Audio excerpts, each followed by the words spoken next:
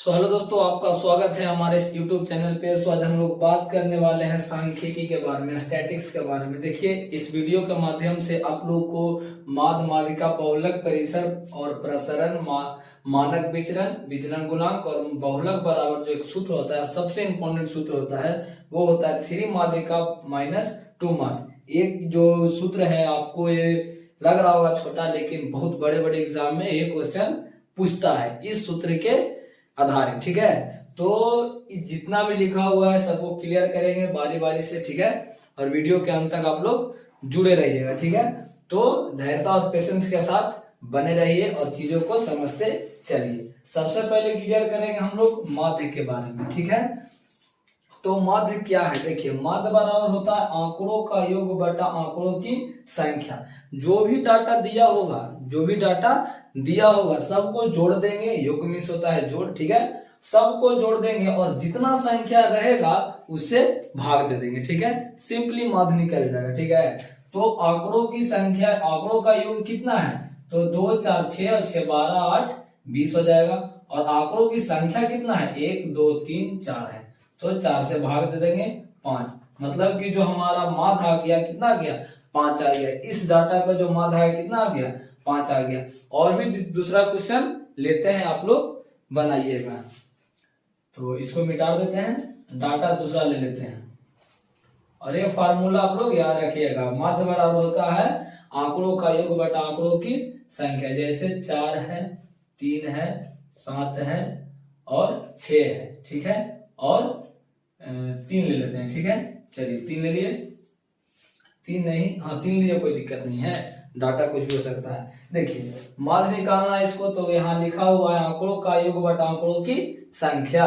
तो आंकड़ों को योग कीजिए पहले। 4 3 7 7 7 14 होता है, 14 7 20 और 3 23 हो जाएगा। और बटा आंकड़ों की संख्या कितना है? 1 2 3 4 5। 5 से भाग दे दीजिए, दशमलव में आएगा। 4 5 20 दशमलव 3 6 6 5 30 आ जाएगा।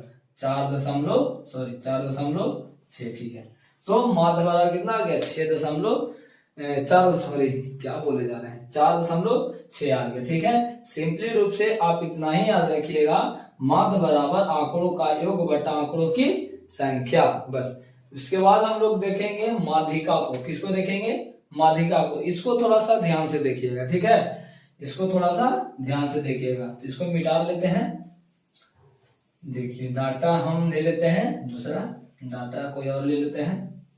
माध्यिका, देखिए माध्यिका का मतलब होता है बीच वाला संख्या, कोई बीच में, जैसे कि 1 2 3 4 5 है। इसमें बीच में कौन होगा? 3 होगा। 2 इधर से हट जाएगा, 2 इधर से हट जाएगा, कौन बच गया? 3। तो इस डाटा को जो माध्यिका होगा वो हो जाएगा 3 हो जाएगा। देखिए, जैसे कि 2 4 6 7, इसमें पूछेगा कि जो डाटा दिया हुआ है उसका माध्यिका क्या होगा। तो आप लोग दिमाग लगाइएगा कि अभी तुरंत बताए हैं कि 2 को उधर से हटाना है, 2 इधर से हटाना है। अगर 2 को इधर से हटा देते हैं, इधर से 2 को, तो कुछ बचेगा ही नहीं। तो कितना कितना हटाना है? पहले एक एक हटाना है। एक इधर से हटा दी, एक इधर से हटा दी, तो बच गए बीच में कितना? 2। तो दोनों को जोड़ के 2 से भाग दे देंगे, तो आ जाएगा आपका इस डाटा का माध्यिका। तो दोनों को जोड़िए, 6 4 10 हो जाएगा, और 2 से भागा दे देंगे तो 5। मतलब कि इस डाटा का माध्यिका आ गया कितना? 5 आ गया। क्या आ गया? 5 आ गया। अगर विषम संख्या रहेगा तो सिंपली रूप से आ जाएगा, लेकिन सम संख्या रहेगा तो बीच में कितना आएगा? 2 संख्या आएगा, और दोनों संख्या का क्या निकाल देना है? माध्य निकाल देना है। काहे कि माध्य बराबर होता है आंकड़ों का योग बटा आंकड़ों की संख्या। तो बीच में कितना अंक बचेगा? 2, इसीलिए 2 से भाग पड़ा। ठीक है, कोई दिक्कत नहीं, नो कंफ्यूजन। कोई भी कंफ्यूजन हो तो कमेंट बॉक्स में आप लोग लिख दीजिएगा। देखिए, और देखते हैं क्वेश्चन इस पर, माध्यिका पर। जैसे एक और ले लेते हैं, जैसे कि 2 3 1 4 5 ले लेते हैं। ठीक है, इसका माध्यिका निकालना बोले तो नहीं ऐसे करना है, 2 इधर से 2 इधर से और एक माध्यिका हो जाएगा। नहीं, ये गलत हो जाएगा। जब दो इधर से तब होगा जब वो आरोही या अवरोही क्रम में लिखा हुआ रहे। बताइए, इन्हें अवरोही क्रम है ना आरोही क्रम है, तो हम लोग क्या करेंगे, सबसे पहले अवरोही क्रम में इसको सेट करेंगे। अवरोही क्रम मतलब होता है घटते क्रम। एक होता है आरोही क्रम जिसको बोलते हैं बढ़ते क्रम। तो बढ़ते क्रम आरोही क्रम पर सजाइए, कोई दिक्कत नहीं है, सजाइए। सबसे पहले 1 हो जाएगा, उसके बाद 2 हो जाएगा, उसके बाद 3 हो जाएगा, उसके बाद 4 हो जाएगा, उसके बाद 5 हो जाएगा। ये हो गया असेंडिंग ऑर्डर, ठीक है, आरोही क्रम। अब बताइए इसका माध्यिका कितना होगा, 2 इधर से 2 इधर से, 3 हो गया माध्यिका सिंपली रूप से, ठीक है। अब इसमें एक और बढ़ा देते हैं, 6 दे देते हैं, ठीक है। तो इसका क्या हो जाएगा, इसका हो जाएगा माध्यिका, पहले सजा तो लीजिए। 1 हो जाएगा, 2 3 4 5 6, ठीक है। 2 इधर से निकालेंगे, 2 इधर से लाएंगे, बीच में कितना बच गया, 2 ठो, दोनों को जोड़ के 2 से भाग दे देंगे, तो बीच में 2 बच गया, 3 और 4 दोनों को जोड़ दीजिए, 7/2 मतलब कि 3.5 आ गया माध्यिका। इस डाटा का जो माध्यिका आ गया वो आ गया 3.5, 3.5। आप लोग समझ चुके होंगे माध्यिका के बारे में। सिंपली रूप से जो सजा के दिया हुआ रहेगा, बस 2 इधर से 2 इधर मतलब छाटते जाना है, बीच में 1 अंक बचेगा, ठीक है, तो उसको आंसर ले देना है। अगर 2 बचेगा तो दोनों को जोड़ के 2 से भाग दे देना है, तो माध्यिका वहां से फाइनली रूप से निकल जाएगा, ठीक है। तो माध्य और माध्यिका को आप लोग एकदम सिंपल भाषा में समझ चुके होंगे, मैं पूरा आशा करता हूं, ठीक है। अब समझिए बहुलक क्या है। बहुलक क्या है कि जैसे 1 2 सबको डाटा समझेंगे, 6 5 2 3 4, ठीक है। अब देखिए, एक मिनट थोड़ा सा डाटा को सेट करने दीजिए। 1 मिनट, 4 नहीं लिखेंगे, इसको 2 लिख दीजिए, ठीक है। बहुलक क्या होता है, जो उस डाटा में सबसे ज्यादा बार जो संख्या आता है वही बहुलक कहलाता है। देखिए इस डाटा में सबसे ज्यादा कौन संख्या आ रहा है, 2 1 2 3 है 2, ठीक है, 3 2 है, 5 1 है, 4 1 है, 6 1 है, मतलब इस डाटा में जो 2 है वो 3 बार आ रहा है। सर्वाधिक बार जो आने वाला संख्या वही कहलाता है बहुलक। तो यहां से लिखेंगे बहुलक बराबर इसका हो जाएगा 2। इस डाटा को जो बहुलक निकलेगा वो निकलेगा कितना, 2 निकलेगा, ठीक है। ये सिंपली है, जब बस डाटा दिया हुआ रहेगा उसमें देखिएगा कि कौन सबसे ज्यादा बार अंक आ रहा है, वही हो जाएगा बहुलक, ठीक है। आप लोग प्रैक्टिस कीजिए, बुक में बहुत सारा होता है बहुलक का क्वेश्चन, उसमें देखिएगा, प्रैक्टिस कीजिएगा, हो जाएगा आपका, ठीक है। तो और ले लेते हैं, लीजिए और क्वेश्चन ले लेते हैं इस पर। चलिए इसमें बताइए कितना बहुलक होगा, तो कमेंट बॉक्स में बताइए आप लोग कि जो इस क्वेश्चन का बहुलक कितना होगा। हम लोग चलते हैं आगे परिसर पर। क्या, परिसर पर, इसी का परिसर निकालते हैं। इसी का परिसर का मतलब होता है रेंज। क्या होता है, रेंज। तो परिसर का फॉर्मूला होता है उच्च मान माइनस निम्न मान। उच्च मान माइनस निम्न मान कहने का मतलब है कि उस डाटा में सबसे बड़ा जो अंक होगा और उसी डाटा में सबसे छोटा अंक होगा, वो बड़े मान में से छोटे मान को घटाया जाता है, वही कहलाता है आपका परिसर। तो देखिए इस डाटा में सबसे बड़ा अंक कौन है, इस डाटा में सबसे बड़ा अंक 4 है, 4 लिखेंगे। और इसी डाटा में सबसे छोटा अंक आपको दिख रहा होगा वो है 2। क्या है, 2। तो 4 में से 2 गया तो आप लोग जानते हैं कि 2 बचेगा, और इस डाटा का जो परिसर आ गया वो आ गया 2। फिर ही सिंपल है, बस इसको समझने की जरूरत है, ठीक है। तो इस जो डाटा का परिसर कितना आ गया, 2 आ गया।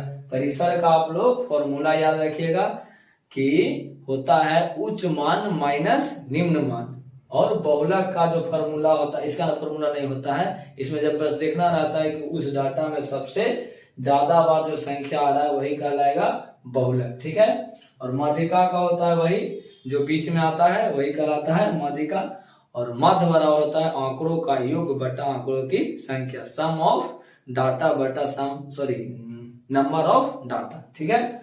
चलिए, माध्य समझ गए होंगे, माध्यिका समझ गए होंगे, बहुलक समझ गए होंगे और परिसर को समझ गए होंगे। अब समझते हैं प्रसरण क्या है, ठीक है। इसको मिटा लेते हैं। प्रसरण क्या है, आप लोग पेशेंस बनाए रखें, वीडियो को पूरा देखें ताकि कोई बात मिस न हो जाए बिना स्किप किए हुए। और चैनल पे नए हैं तो चैनल को सब्सक्राइब कर दें, और पुराने हैं तो बड़ी बढ़िया बात है, इससे बड़ी बात हो ही नहीं सकता है।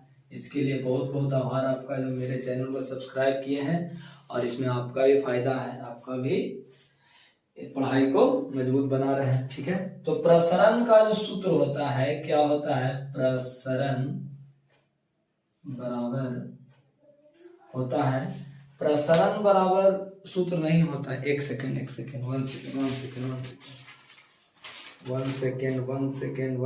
वही तो कंफ्यूजन हो गया था हमको। प्रसरण का सूत्र नहीं, ये दोनों में रिलेशन होता है। क्या होता है, प्रसरण और मानक विचलन में क्या होता है, रिलेशन होता है।